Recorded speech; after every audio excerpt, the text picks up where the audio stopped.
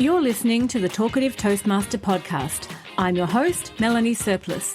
In this podcast, we explore how Toastmasters can help you to polish your public speaking skills, communicate with confidence, and amplify your authenticity. You'll hear from my fellow Toastmasters and I how this global organisation has impacted our lives for the better and how it could impact yours. Now, let's get talkative. Welcome, ladies and gentlemen, to episode 7 of the Talkative Toastmaster podcast. Today, I'm joined by my guest and fellow Toastmaster, John Coorey. John and I met about 2 years ago at an Area 26 speech competition. Now, he's a member of Sunnybank Toastmasters based on Brisbane's South Side and has been a Toastmaster for 5 years. John, welcome to the show. Hey, Melanie. How you going? Great, thank you. Great. And I know that you're an experienced Toastmaster and have experienced many of the elements of this organisation. But could we perhaps start by talking about why did you decide to join Toastmasters? 5 years ago, I decided to more about getting structure, learning to put speeches together. I had no problem of standing up in front of people and talking. I'm a group fitness instructor, have been since 2011, and have been talking to groups of people since then. So to have that structure to do a speech on purpose was something which I lacked. And I also found out I had no vocal control, which I learnt a lot about in the first 2 years. Okay. And what do you mean by you learnt that you had no vocal control? I had 2 levels. Either I was not talking or I was yelling. Right. And was that reflected back to you in the feedback you got from evaluators at Toastmasters? Yes, it was very much so. And also, and at Sunnybank, we have our official meeting, but we also have the meeting after the meeting on about the car park. So we can get caught in the car park for hours still talking about Toastmasters stuff. So we finish at 9 officially, but I've been in the car park until 11 o'clock. I think this is a universal thing with Toastmasters clubs. We and Toastmasters generally, we love a chat, right? Oh, yes. Yes, we do. Yeah. Okay. So part of what you're saying there is that the feedback you got helped you to refine your speeches? Yeah, very much so. Look, putting the pauses in there for the dramatic, or just to even think about my ums and ahs have gone down. I still like so still my go-to word, but overall it's dramatically changed. I'm a lot better speaker. I can go up and down and use my voice more effectively now. Yeah, it's amazing the nuances you find out about your speech when it's pointed out to you in a very kind way, as is the case with Toastmasters. But sometimes we don't even realize what we're doing and how we're saying things and how we're breathing or speaking. Yeah, I know 5 years is a long time, but that was gentle in the beginning. It wasn't, and sometimes it even now after 5 years, it's still a little bit too gentle. Sometimes they don't like to hurt people's feelings so much, but they do it in a nice way. And it's usually in the evaluation, they'll go so far, but that's that after. In the breaks and after, there's that more of an in-depth and more of a coaching. Because when I joined, got a mentor and always talking to the mentor about how I was doing that. And he'd also give me feedback and I'd ask him how that speech went and how that would go. And so, yeah, progressively learning along the way. And I think that's one of the great things about mentors or about Toastmasters, in that you are typically given a mentor and it's that person that you can ask the questions to. And it's quite challenging to find mentors in the workplace and, in our professional environments that actually have the time and are interested in helping out. And I think the mentoring program in Toastmasters is fantastic like that. And you don't need to just have one mentor either. There's often a number of people that you could ask a really honest opinion for who are there to help you out. And so how often did you meet with your mentor, or could you talk a bit about that experience? Yeah. So my mentor is Colin McFarlane, and it was only when I needed help with something. Overall, I sort of understood what I needed to do. So we didn't necessarily catch up. I'd ring him up a lot of the time. He's retired. So if I needed help, I'd just ring him up and chat to him. One of the biggest things I do remember asking, and you'll laugh at this, is about evaluations. Evaluations is the one thing in Toastmasters which I probably should do more, but I'm not an evaluation fan. I don't like evaluating, unlike you being the queen of evaluations. Why don't you like them? I just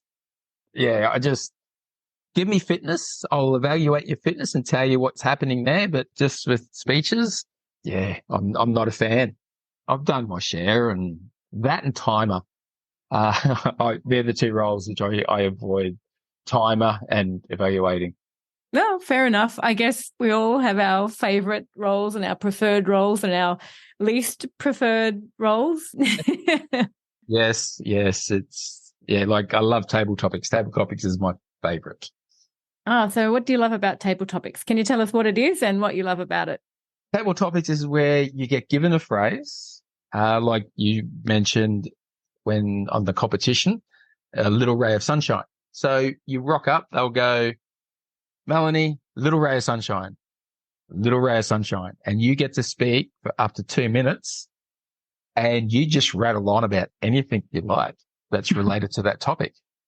But it's just thinking off the cuff. It's creating that story very quickly. And it's a challenge to come up with something that has a beginning, a middle, and an end that makes sense, and still using your voice reflection, still looking at everybody. It's just a lot of fun. But we do table topics every single day. Every time anyone opens up their mouth, they're doing table topics, and people don't realize that. That's right. It's practicing in life, and people are so scared of table topics. And then I mentioned to them, this is what you do in life. And then they go, oh, and it's like you see the penny drop and they get it. They still don't like it very much because it's a particular phrase that they've got to make a story on. But if they can do that effectively, speeches, the normal speeches become easier. Yeah, because I guess they're learning how to structure a story very quickly and using that basic beginning, middle, and end structure that can be applied to any speech. Yeah. And if someone wants to go get a pay rise, they've got to talk to their boss. They've got to speak off the cuff. Well, they already know what they're going to say, but they've got to just all of a sudden do it and do a pitch. There's a lot of learnings that can come from doing table topics and learning to like it. Yeah, absolutely. And have you found that practicing table topics has helped you in the workplace and, you know, those situations where you may have been put on the spot? Oh, yeah. Yeah. And even me putting people on the spot.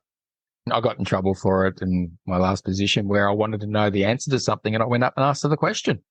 And it didn't work out that well, but I got my answer.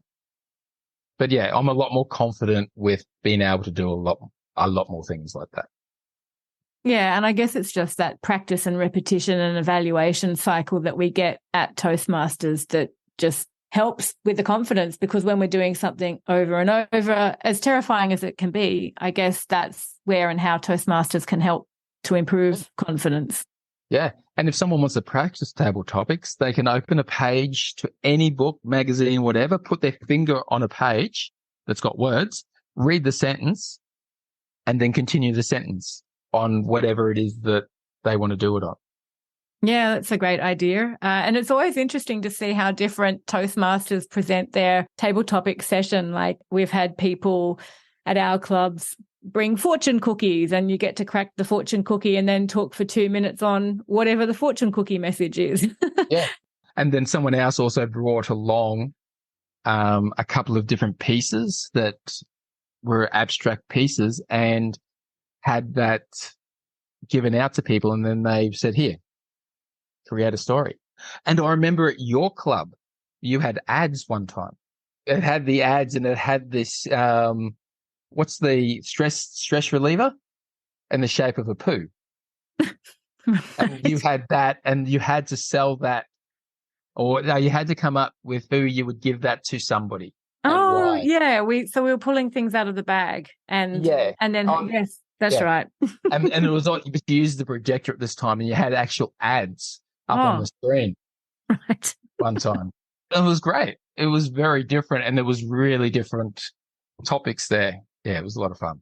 Yeah, it's always interesting to see how creative people can get, but also how much it then tests you in a speaking environment that you really have no idea what's going to come out as a question, and then how you're going to answer it. It's really the true nature of off the cuff speaking. Oh yeah, and especially when you have, like, at the competitions, when they give you one topic, when you do one topic in the clubs, and just see how different everyone takes that the different way. There are so many different ways you can go on a topic. It's not funny. And like, as you said before, we hopped on the call, that don't necessarily take your first thought, take your second thought. That's probably going to be more fun. The first thought is obvious. The second thought, not so obvious. That was a tip I picked up quite recently. And when I put it into practice in the last competition I was in, it worked out quite well. And sometimes, I've lurched straight into a table topic and I don't actually even have the idea formed, but so it's always a bit of a mystery as to what's going to come out of my mouth sometimes. I'm sure you feel the same with table topics. It's like, I don't know what's going to come out here. Especially when the questions aren't necessarily worded the right way. So in the club, sometimes the questions don't necessarily have an answer that's short enough, or even understanding what the question was sometimes. So sometimes it is all in the delivery of the question too. Yeah, but I think that also reflects life. Like if we're on the phone to a customer or a client or whatever the situation is, often we're not going to get a well-formed question, and we have to make sense of it, and we have to then deliver some sort of an answer, or at least ask for the question to be rephrased. But how many times in actual life do we come up against that same challenge of not understanding necessarily what the question is? Yeah. Or not even being ready to understand the question, or not wanting to. So this also helps us be prepared for a question a little bit off center and be prepared for it. Yeah, definitely. Or at least have confidence that we can string a response together with some structure and a conclusion. And sometimes that's the best we can do in those situations. I was just going to say, another thing I used is what's called story cubes. They're little cubes that have, it's like a dice, and it has 6 pictures on them. Oh. And you roll the dice and you create a story from whatever that picture says. And I've even got Doctor Who ones somewhere. Your Doctor Who fans would love the opportunity to talk about that. We could actually just talk a lot just about table topics, I think. Yeah, it's a really strong skill to have. And you can see people as they progress through Toastmasters how much more confident they do get in answering it. So it's definitely a great skill to have. So in my last episode, I talked about what the Pathways program is. And I know that you've completed one full pathway and are just about to finish your second. Yes. Can you tell us a bit about your experience of Pathways and how you've found working through this very structured educational program? Yeah, so my first Pathways was effective coaching. When I went on there, I did the questionnaire because I really wasn't sure which pathway that I should choose. So I just went along and did the questionnaire first. And it came up with effective coaching, which worked out well because I'm a coach. I'm a fitness coach. Perfect. And I used a lot of those skills in doing that. I found the program pretty straightforward. That you had the older version, so where you still had your icebreaker. Oh, funny story with the icebreaker. I did my icebreaker before I was actually a member of the club. I rocked up, was planning on joining. I said, "Hey, but you're doing your icebreaker." Someone had pulled out, and there was no one else to speak. And I said, "Oh, yeah," and I just went up with 20 minutes notice to do my icebreaker. Right. So, yeah, and that doesn't happen all the time, but it just happened on this occasion.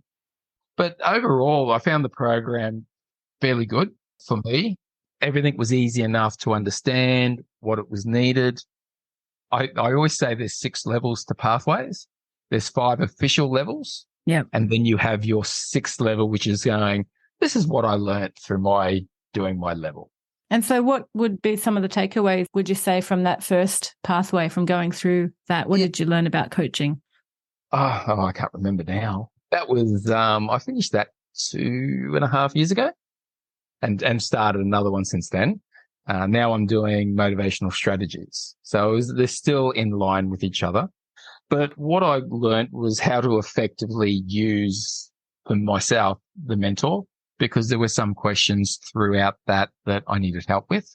That was probably my biggest thing, and then the structure, why I joined Toastmasters in the first place is to learn that structure. So they're the 2 biggest things that I got from the first pathway.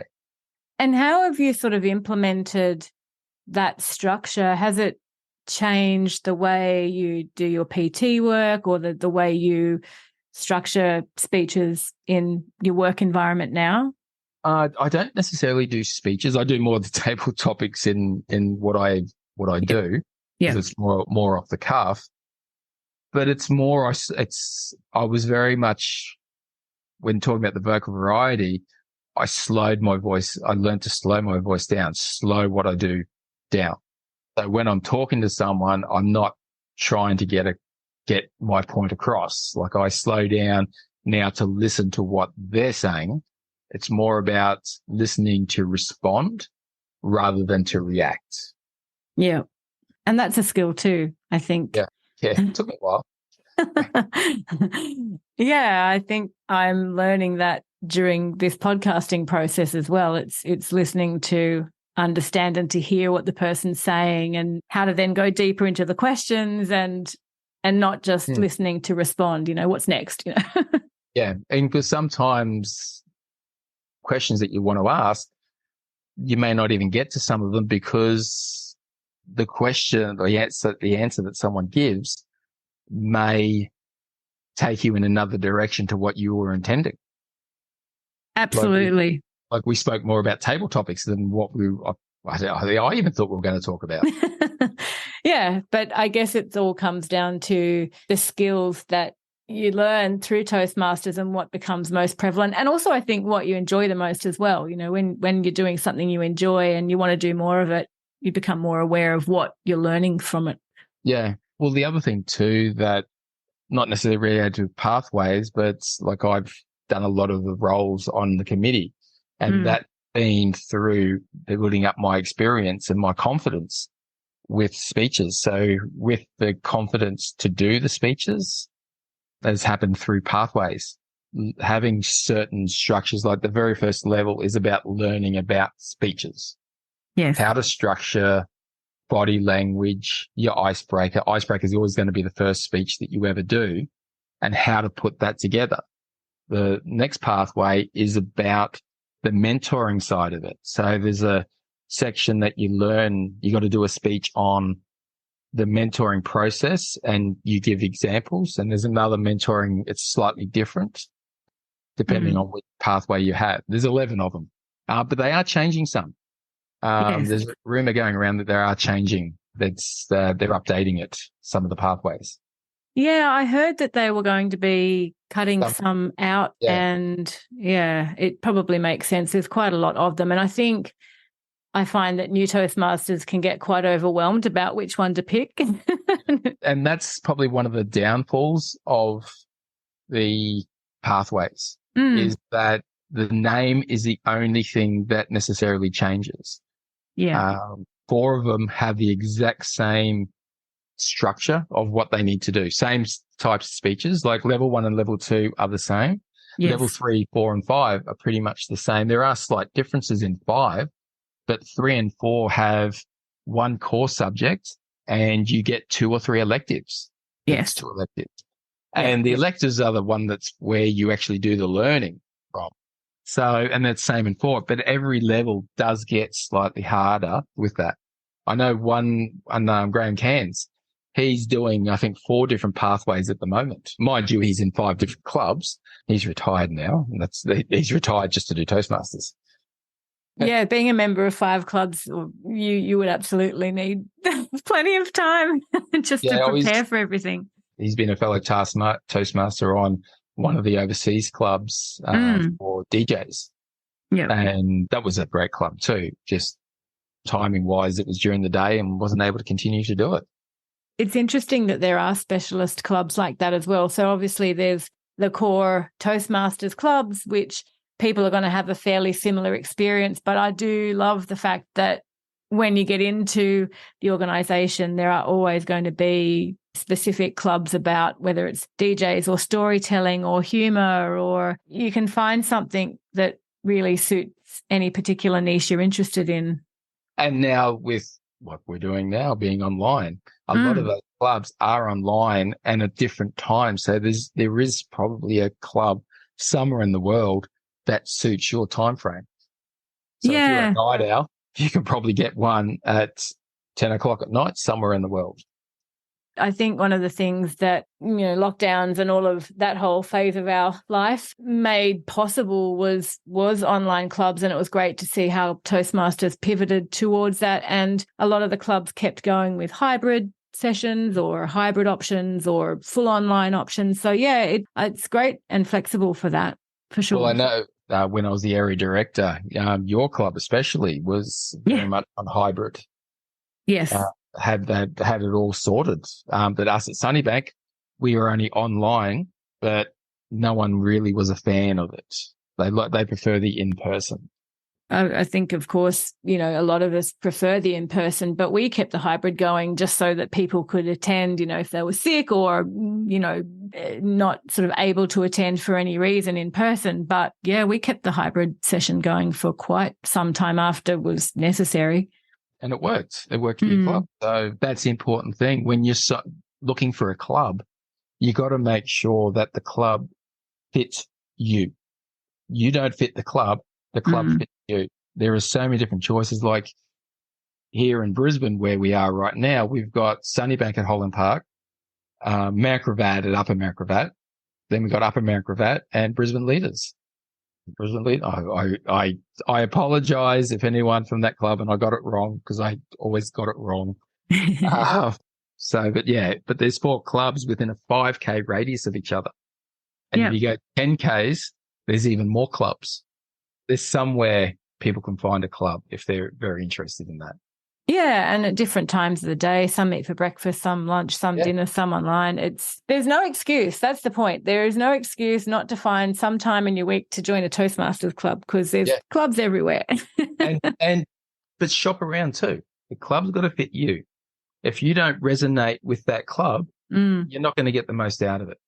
For sure. And they definitely all have their own vibe, and it follows similar structures and the roles are fairly similar at each club. But the vibe at each club can be quite different. So I agree. Definitely go window shopping and trying them out and seeing how they feel. I chose Sunnybank. When I joined them, they had 300 years of combined experience with the members. 300 years. Now we're about at 150 because some have left and lived down south. But also the club is in walking distance for me to go to it.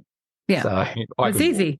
Yeah, perfect. Yeah. Perfect. And that's one of the things too, is if someone who wants to join can make it easy for themselves to go, then they're going to go. They're going to make, if it's hard to get to, they're not going to make it. Like we had someone come and look at our club and they lived at, I think it was Algester. Right. And they came and looked at us and went, why don't you go to Crest?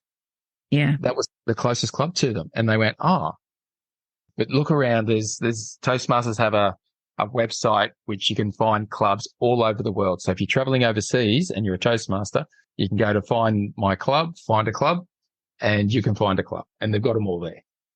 I've been a member of a club in London when I lived there, and I'll be traveling to Malaysia next year, and I'm thinking I'll try and find a local Toastmasters club and just go and check it out. And I think another thing I love about Toastmasters is how welcoming the clubs are wherever you go.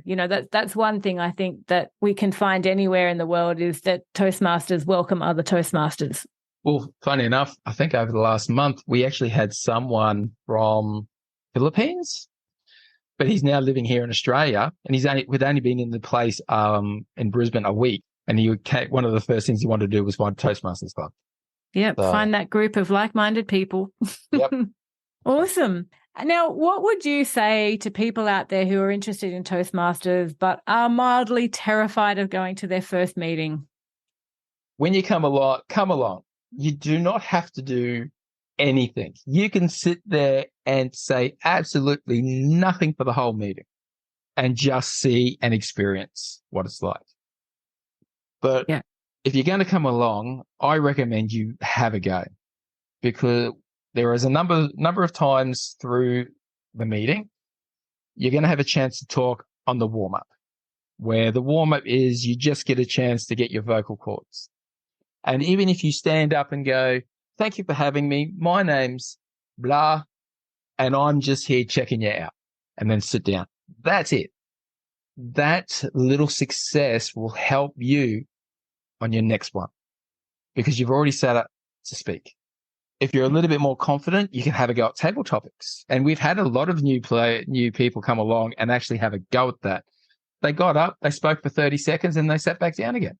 But the smile, you could see the smile coming on their face that they actually did it. They actually got a fear, because I don't know if in the past episodes, but people's greatest fear is public speaking. The second Absolutely. one is dying. So yes. they'd rather be in the coffin rather than giving the eulogy. Yes, absolutely. And people do public speaking, and I guess it's the term public speaking. People speak every single day. As soon as you put public speaking in there, people get shy. But if you go, I just want you to speak to this person, I go, okay. It's funny, isn't it? Just a label. Yeah. And like people love their labels.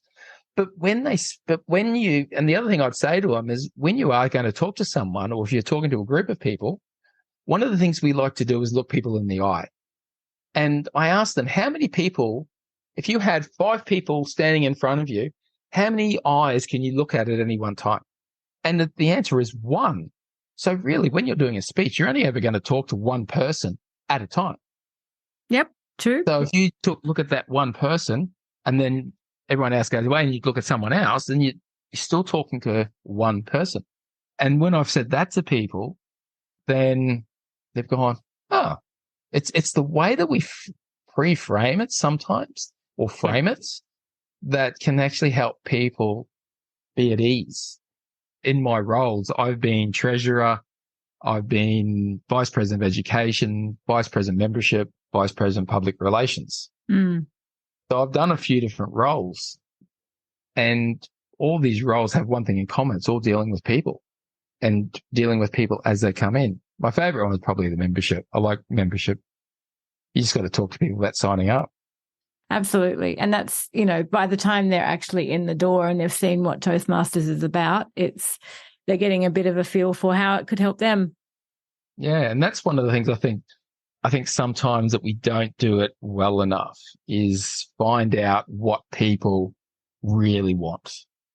It's a bit superficial. I've got a speech coming up that I've got to do at a mate's wedding or something, but digging that little bit deeper and finding out what it is that they want, I think, is where we got to be a bit better, and following up with people as well.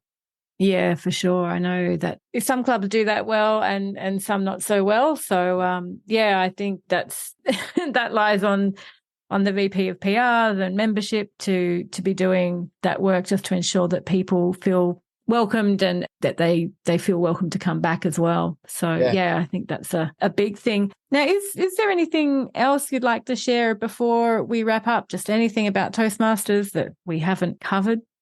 I think if anyone's listening to this, if it's something that has always been of an interest for you to improve, like whether it's for your workplace or for your job, for your business, that come along, have a look and see what Toastmasters is all about.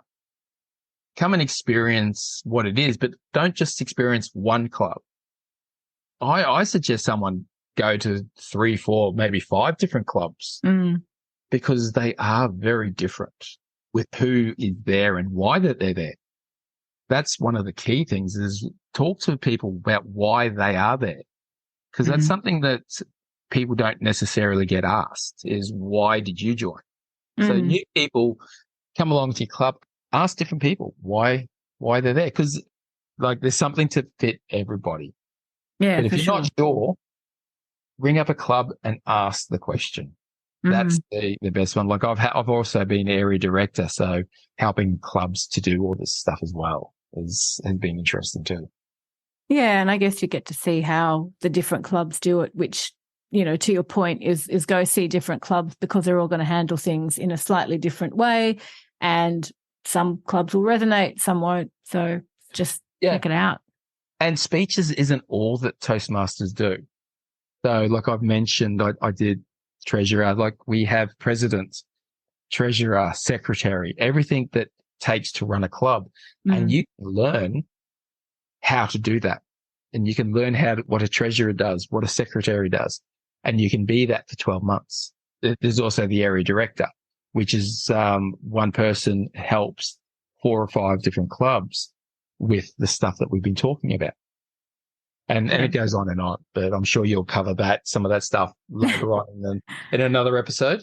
Yeah, the leadership opportunities that the organisation provides is, you know, as long as the speaking opportunities, I guess. So I think a lot of people are probably surprised at how much Toastmasters can encompass and how many opportunities it can provide if you want. The opportunities are endless to speak and to learn and to develop your leadership skills, which, we'll definitely be covering that in future episodes. And we only touched a little bit on competition.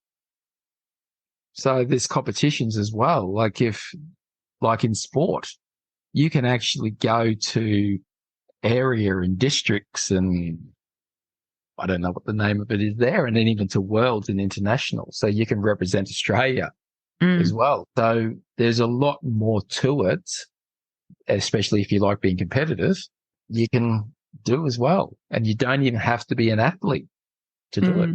And we do debates as well and with clubs, and we do debates in our club and things like that. They've got to come along and just investigate, find out what it's all about. Then it all begins. The adventure begins. Yes, it does. All righty. Well, thanks, John, so much for your time today. It's been inspiring to hear about your Toastmasters journey, and I'm sure you'll continue to find new ways of challenging yourself as Toastmasters do. So thanks very much. You're welcome, and good luck with the podcast. Thank you. If you're ready to unlock your potential, consider joining a Toastmasters club near you. Check out the Find a Club link on the Toastmasters International website at www.toastmasters.org. It's worth visiting a couple of different clubs as a guest to see which club best suits you.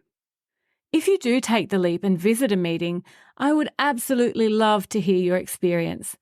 Feel free to message me at talkativetoastmaster@gmail.com or tag me in the comments if you found this podcast on YouTube, Facebook, Instagram, or Twitter.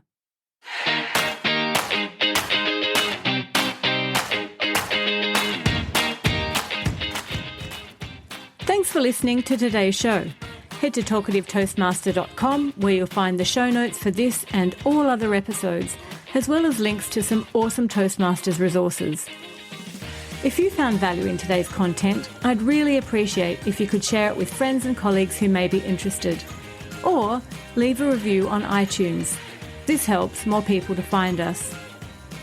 Until next time, remember the words of Seth Godin. If it scares you, it may be a good thing to try. Have a great week.